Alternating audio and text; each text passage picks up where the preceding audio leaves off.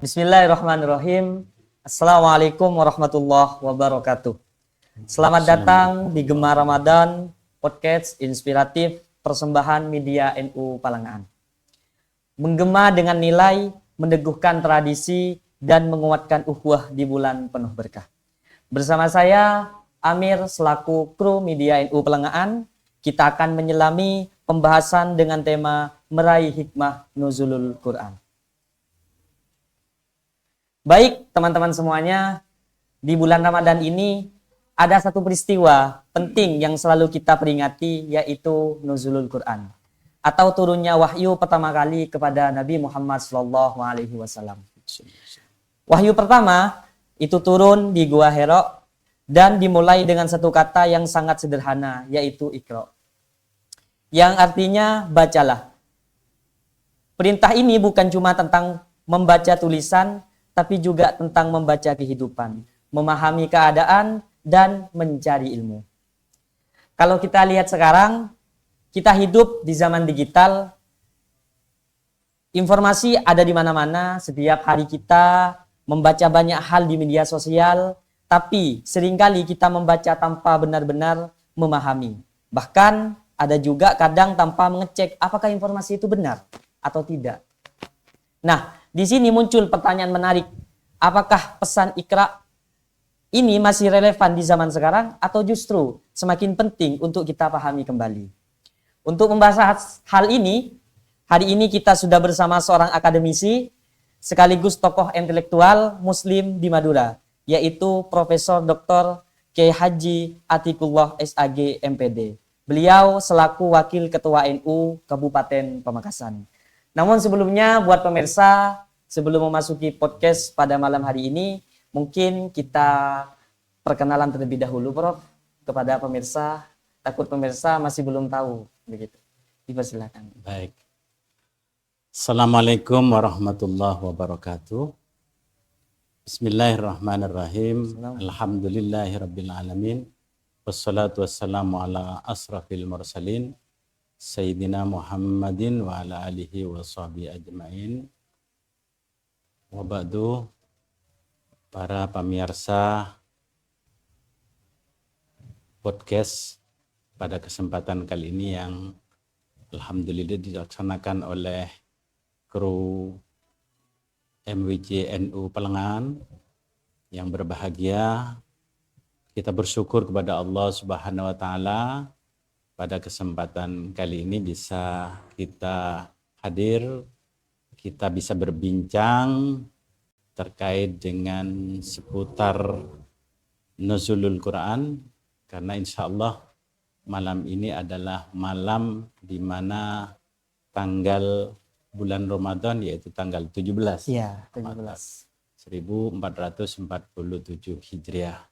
Oleh karena itu kita bersyukur karena kita masih dipertemukan dengan malam nuzul Quran yang pada tahun ini. Mudah-mudahan kita masih dipertemukan oleh Allah bersama para kru dan para pemirsa di tahun depan, tahun 1448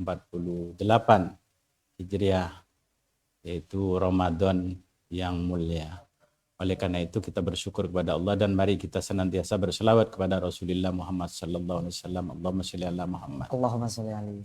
Para pemirsa, saya ingin menyampaikan beberapa hal yang mungkin terkait dengan nuzulul Quran sebagai pengantar. Oleh karena itu nanti kita bisa berbincang pada kesempatan kali ini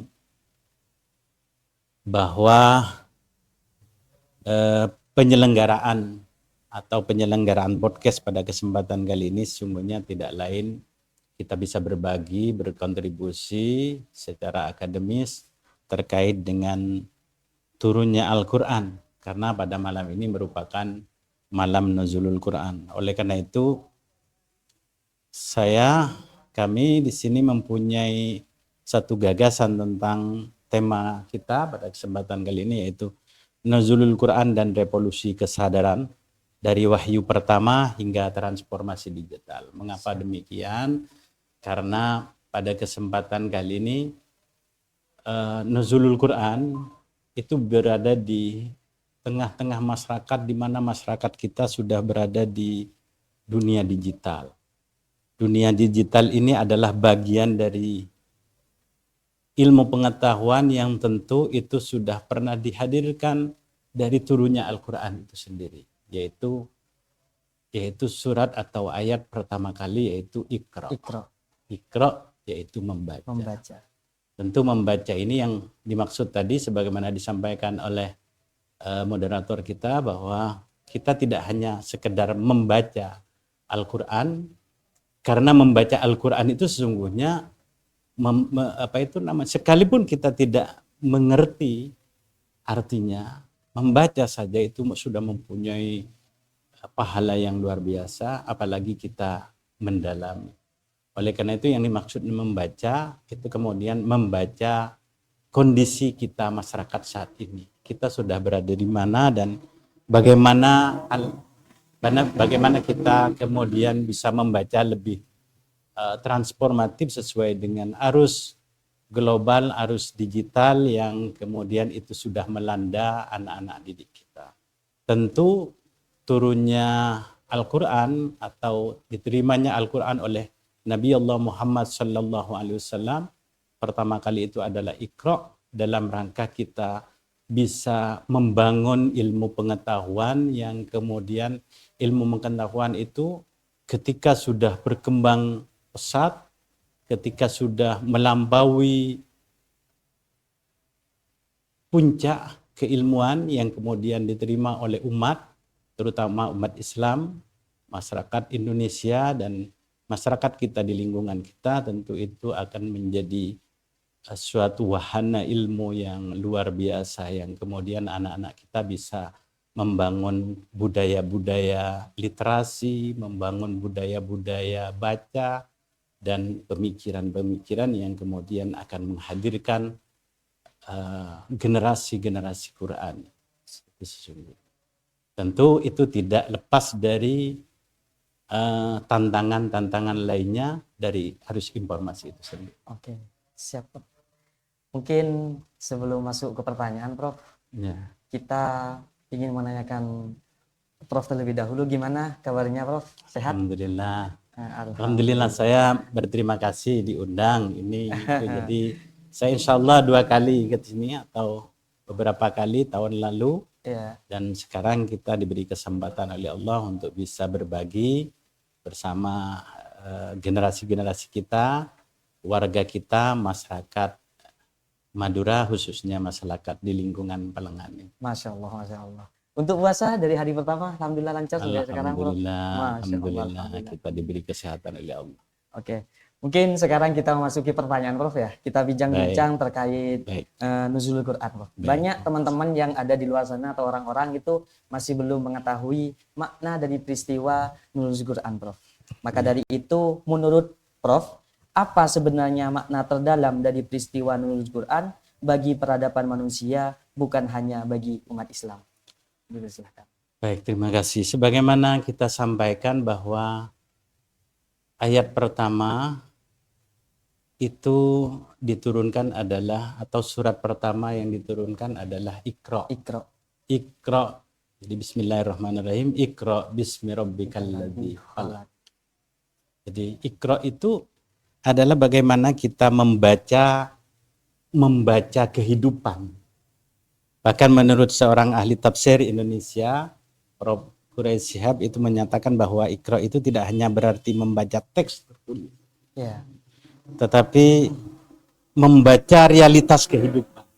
Itu membaca sejarah, membaca diri sendiri, membaca bangsa ini, membaca masyarakat kita itu, dan membaca tanda-tanda zaman tentunya. Artinya sejak awal Islam mendorong umatnya untuk memiliki kesadaran intelektual dan kesadaran peradaban. Oleh karena itu di beberapa ayat berikutnya itu Allah Subhanahu wa taala seringkali memberikan motivasi, seringkali menantang umatnya itu dengan afala ta'qilun, afala tadhakkarun, dan lain sebagainya. Itu artinya apa? Bahwa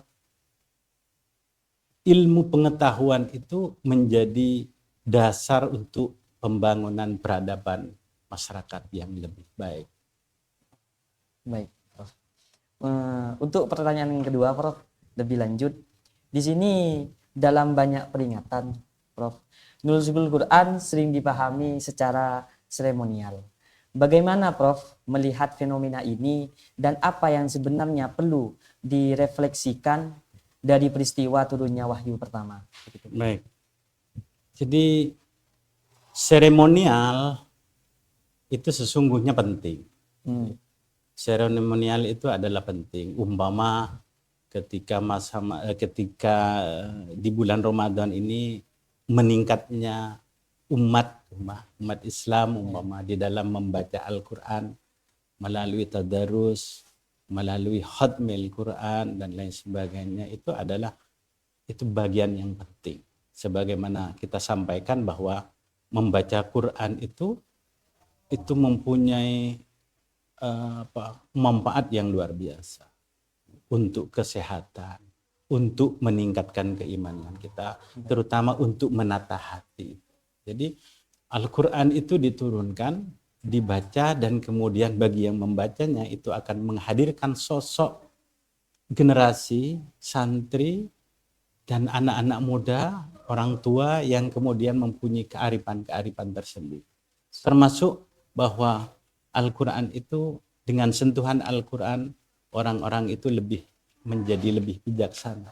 Bahkan orang yang sakit pun itu bisa mendapatkan obat. Orang yang sakit secara fisik maupun secara psikis, mental. Jadi adanya orang-orang yang membaca Al-Quran itu mentalnya lebih positif. Demikian juga secara ritual, secara seremonial. Nah tentu di era sekarang ini kemudian tentu kita lebih tingkatkan umpama dengan kajian-kajian kitab tafsir, dengan kajian-kajian kemudian bisa menyelesaikan persoalan-persoalan umat, menyelesaikan persoalan-persoalan yang berhubungan dengan umat. Itu kita bisa kaji tafsir dan takwil sehingga kemudian menghadirkan ilmu pengetahuan baru. Demikian juga umpama karena kita saat ini kita hari ini hidup di zaman yang sangat berbeda. Sangat berbeda. Kita berada dalam era transformasi. Era transformasi digital itu adalah mengalir begitu cepat melalui telepon, melalui genggaman dengan istilah digital itu kan ini kan digit ya. Jadi kita bisa mendapatkan informasi-informasi itu dengan hanya sentuhan jari jemari kita.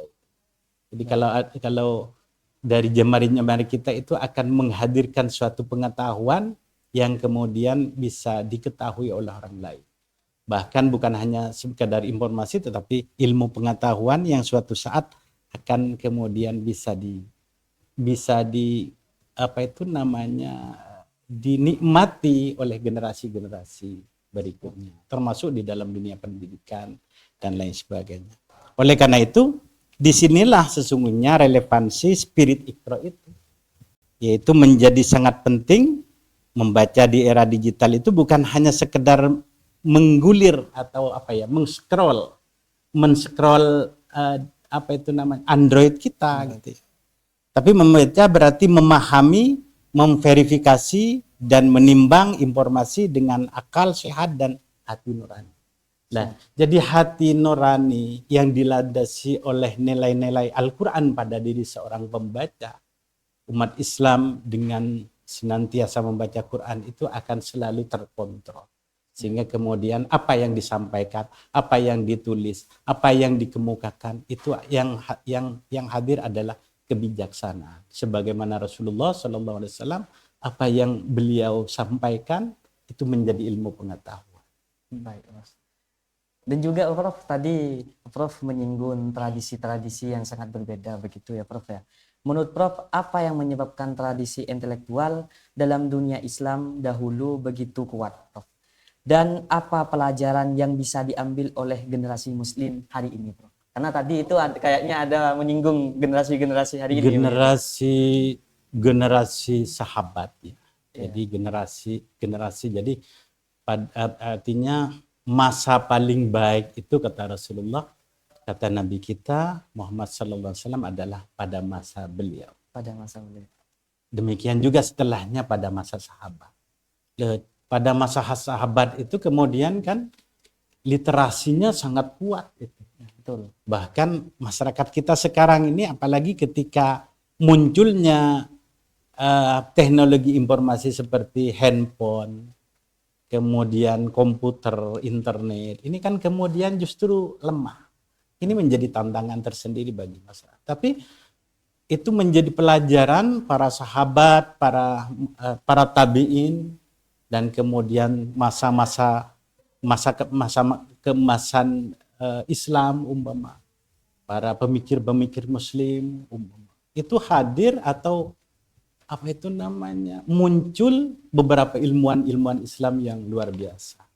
Kita mengetahui tentang Ibnu Sina, kita mengetahui tentang Ibnu Arabi, kita mengetahui tentang Hujjatul Islam Imam Ghazali.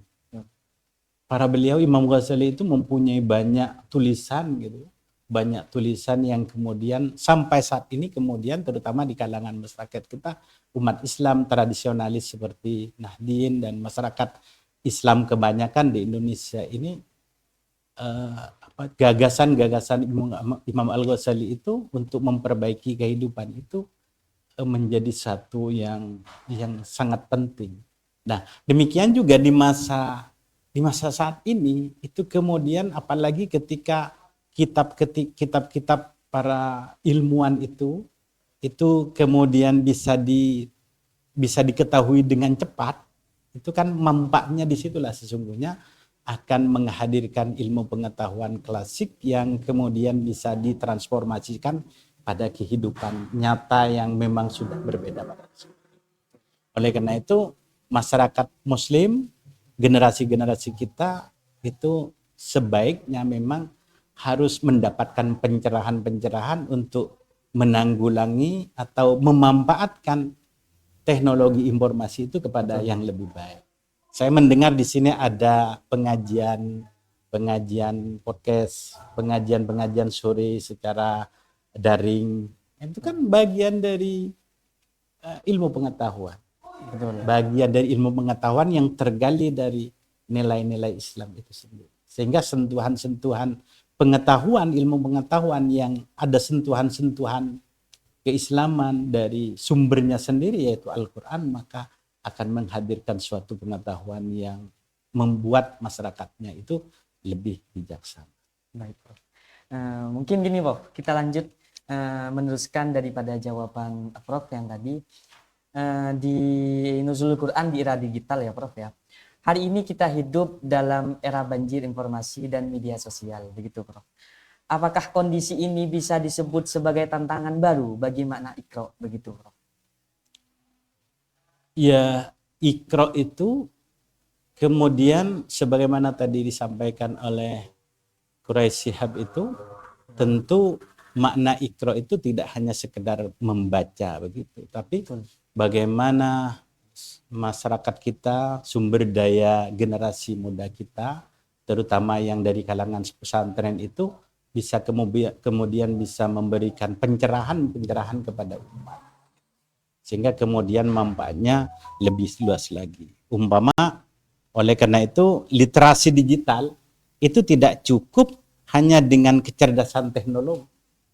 Jadi memang teknologi sekarang itu luar biasa. AI umpama. Kemudian IoT. Jadi kan sekarang itu IoT itu Internet of Things. Internet of Things itu kan kemudian semua terkoneksi. Semua terkoneksi itu maka tidak hanya kecerdasan teknologi, tapi bagaimana kecerdasan diri kita itu perlu digali dengan membangunnya hati kita itu dengan dibangunkan dengan Al-Quran sendiri. Jadi tidak hanya sekedar kita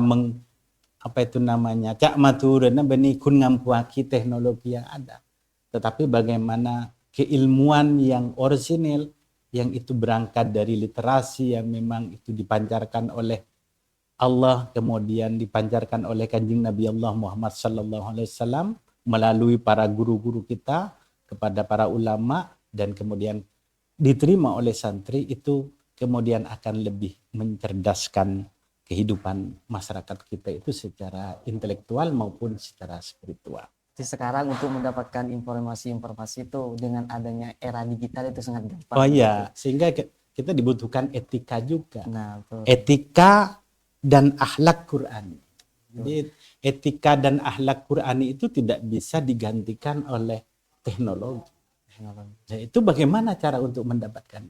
Kan begitu. Iya, betul. Untuk mendapatkan nilai-nilai akhlak Qur'ani ini kan tidak bisa kita belajar kepada teknologi, tetapi kita belajar kepada guru kita. Guru kita yaitu para ustadz-ustadz kita, pada para kiai, para masyayikh. Oleh karena itu pesantren itu menurut saya adalah luar biasa, memberikan motivasi di dalam membangun etika Qur'ani itu di masa-masa sekarang arus informasi teknologi. Oke. Tapi kan gini Prof, dan juga banyak setiap orang itu pastinya membaca informasi itu kan pastinya setiap hari. Tapi kan kadang ada yang membaca informasi tapi belum memahami dengan adanya informasi tersebut, Prof. Maka dari itu bagaimana konsep Iqra dapat menjadi dasar literasi digital yang beretika sesuai dengan apa yang sudah ada seorang pemikir namanya penulis buku ilmu sosial profetik Indonesia, itu Prof. Kunto Wijoyo. Kunto Wijoyo itu mempunyai konsep ilmu sosial profetik namanya yang dikembangkan. Kemudian beliau menyebutkan bahwa pembangunan masyarakat itu harus bertumpu pada 3 pilar utama. Yang pertama adalah humanisasi, pemanusiaan manusia. Jadi bagaimana manusia itu betul-betul kembali kepada kemanusiaan. Jadi insan itu, al-insan atau manusia itu kan sungguhnya makhluk Allah yang sangat unik dan sangat sempurna. Jadi kalau kembali kepada hati nurani mereka, orang-orang Islam tentu mereka belajar kepada sumber yang asli Al-Quran dan kepada gurunya yang tepat, maka akan menghadirkan manusia yang senantiasa menghargai manusia lain. Jadi kita mengetahui bahwa unsur kemanusiaan itu adalah yang sangat utama dalam kehidupan. Itu yang pertama. Kemudian yang kedua adalah liberasi. Bukan liberalisasi lah. Jadi kalau liberalisasi itu kebebasan, tapi yang dimaksud di sini adalah pembebasan. Yaitu membebaskan manusia dari penindasan-penindasan, kebodohan. Jadi Iqra itu kan kemudian sungguhnya mengangkat derajat umat, bagaimana umat itu lebih cerdas secara hati nurani atau cerdas spiritual. Kan itu. Kan kemudian orang-orang yang berilmu itu tentu yang berilmu pengetahuan. Yang maksud dengan yang kemudian disebut dengan ulama itu kan adalah para orang-orang bijak yang mempunyai keulamaan, pengetahuan ilmu agama yang kuat. Itu maka dia adalah orang-orang yang senantiasa mulia, yang kemudian dimuliakan oleh orang lain, tapi juga memuliakan orang lain. Kan begitu? Iya, betul. Gitu. Demikian juga yang ini yang tidak kalah pentingnya, sebagian dari pilar dari apa yang disampaikan di dalam ilmu sosial profetik itu adalah transendensi. Transendensi itu bahwa manusia sebagai makhluk, sebagai abdun itu tidak bisa melepaskan diri dari yang maha kuasa. Siapapun orang.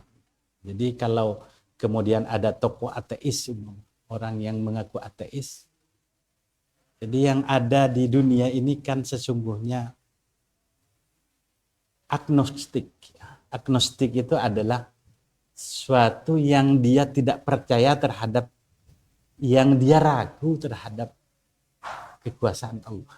Nah ini berbahaya.